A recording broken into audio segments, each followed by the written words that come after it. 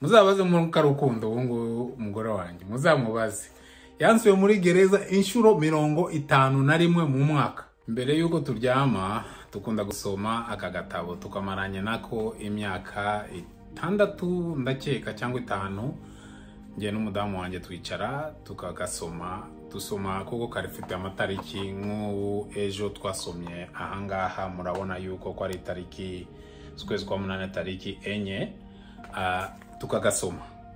Tukagasoma tukumva yuko icyo bivuze ko ni byiza gusoma ijambo ry'Imana bavandimwe. Ni byiza gusoma cyane cyane couple umugabo n'umugore. Ni byiza gusoma ijambo ry'Imana.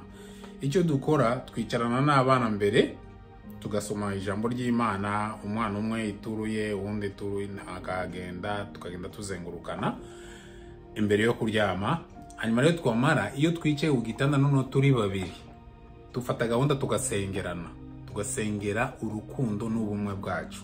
Twamara gusengera urukundo n'ubumwe bwacu dufatanye intoki. Ngira ngo tugeze gukora video wenda ndaza kuyishiraho hano hasi kugira ngo mumurebe neza. Tugahita dusoma aka gatabo bitewe n'amatariki yagezeho. Ariko icyo nshaka kubabwira nk'ejo twasomye hangaha muri iki gitabo ari tariki enye ejo z'ukwa 8 muri ba Efeso 3:17. Arimo kuvuga hahandi Paul arimo kuvuga ngo ndabasengera yuko ngo mwebwe mukomoka ngo ku rukundo. Yarimo kuvuga ukuntu twese duhurijwe hamwe kandi mu rukundo rwa Kristo. Hanyuma rero akongera muri ijambo ahanga mu Efeso 3:17 kugera kuri 19 yavuze ijambo urukundo inshuro 3. Ndagarutse kandi bavandimwe badusangire. Iyo mvuze urukundo numva umunezero muri ngewe, ariko nkanababara rimwe kubona yuko ko twese tuzi neza yuko ko twagira ubuntu ariko urukundo turushira ku ruhande. Tumva urukundo nka kwa kundi wakumva ikintu kirura cyane. Tukumva urukundo nka kwa cya kintu kitakagombye kumvikana mu matwi yacu. Kubera ko urukundo ni iki kandi nibyo tufite raison yo kumva urukundo nk'ikintu kirura koko gisaba ubwitange. Udafite mu gihe cyose uzabona yuko kutakoze ubwitange nta rukundo ubura wakoze.